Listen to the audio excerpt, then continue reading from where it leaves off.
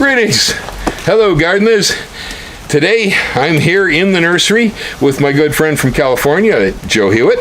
And what we're up to today is we are shifting.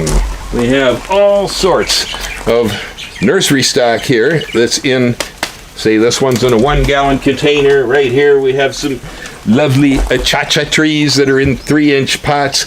All this stuff's been growing here for a while, and a whole lot of it actually it is here because of Joe. As I mentioned in yesterday's video, Joe is starting his fruit collection over here on the island, and we've been associated since California over fruit, and so Joe's having me grow the trees for him. And so I have a custom grow going on here in the nursery that's been financed by Joe. It's not the only custom grow, and it's not the only thing I do in the nursery. We do things in many different ways, but working here in Hawaii, doing custom grow for people that live in the mainland or even internationally is a really good business, because the climate here in Hawaii makes it so easy to grow some of these plants that are extremely difficult in other environments. Hey, Joe, Jaboticabas in California, how you been doing with that project? They grow about 1/4 the speed that they grow here. Yeah, see. So you can see the trunk diameter on this plant. Now, Joe, what do you think? How long have we been at this with this tree? This is... Year and a half, maybe. Okay, and what would you end up with in California by now? Oh, it would be like to here. And in diameter, more like this branch, maybe? Would be, yeah, maybe if you're lucky like that. Yeah. Maybe like that, yeah. Huh? Yeah, so it's particularly with Jaboticabas, this is heaven. Right here. Jaboticaba loves this farm, this elevation, and I'm able to grow Jaboticabas here, for instance, much, much faster and have beautiful plants. And so it's an excellent thing that you can do with property that you have here in Hawaii is the production of some of these plants. Now, a lot of these, for instance, will actually grow in parts of the mainland too, so they can be shipped back. But in this case, all this stuff is going on to Joe's farm here. Joe, what do you got, 40 acres over there? Is that what it is? Just about, yep. Oh, man, it overlooks the Hilo Bay, the whole town, the port, the whole 9 yards. It's just a gorgeous piece. I asked Joe, when are you getting this stuff off the farm and putting it onto your 40 over there? He says, well, I'm not sure, blah, blah, blah. There's a lot going on. And I said, well, then we're going to have to transplant because the trees are getting bigger all the time, and the rain's been scarce due to the eruption. There hasn't been as much rain around here, and so I've been having to hand water everything. So to accommodate that situation, Joe decided to take a trip over here, go shopping for a house and help me plant. And so we've been at it for a couple of days now. When we get finished with all this, I'm going to take some of this cool stuff, and I think we're going to run out in my fields and start putting some in the ground. So as I was saying, doing this custom grow for Joe, and one of the plants that has worked out really well on this particular site has been the Plinias, the Jabuticabas.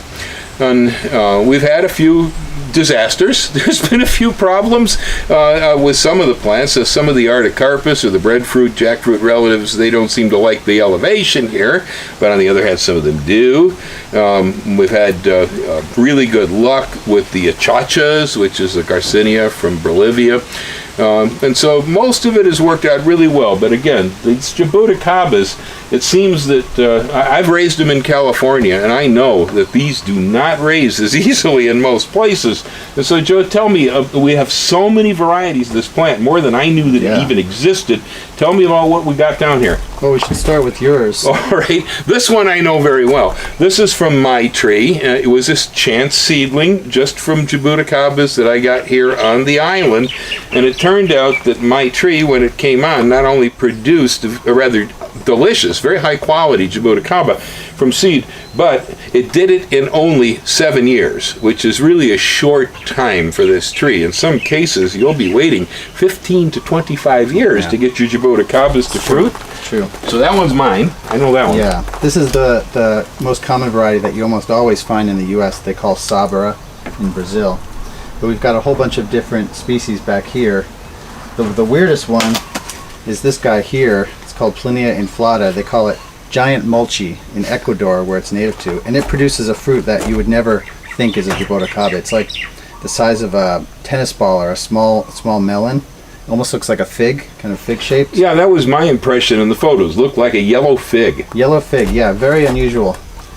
And then we've got this one here, another kind of unusual one, Linnea Edgeless, known as Cambuca, produces an apricot-looking fruit, much larger, better flesh-to-seed ratio than a lot of Jaboticabas, and a really tasty one. Now that one's not common in Hawaii, but it is here. I had almost bought one at a plant sale some years back and then didn't see it again and was really kind of sad that I hadn't picked it up. So it's not abundant, but that one is here. Right. We call it peach Jabuticaba in Hawaii. That's right, yeah. Frankie's nursery in Oahu, probably the oldest rare fruit nursery in the country, has a big fruiting one, so that's why it's been spread around a little bit.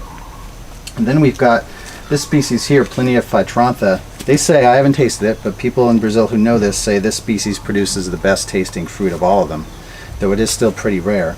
And in fact, I've got 2 cultivars of this species. One here is called ESALC, which is an acronym that's the name of an agricultural college in Brazil, where they had a Jaboticaba breeding program, and they produced quite a number of varieties. I guess they must have liked this one, they named it after themselves.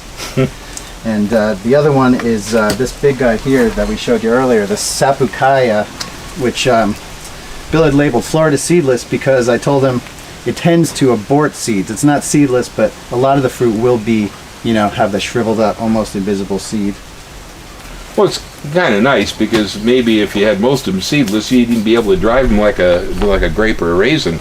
That's true, yeah. The biggest problem with the Jaboticaba as a dried fruit is that seed. I know, I can't wait to try it. Then we've got, this one is called Escarlet. It's a hybrid. And if you've ever heard of the red Jaboticaba, that's probably the second most common Jaboticaba. This is the same 2 parents of that one, but it just is a less common one. In Florida, the red Jaboticaba is extremely common nowadays.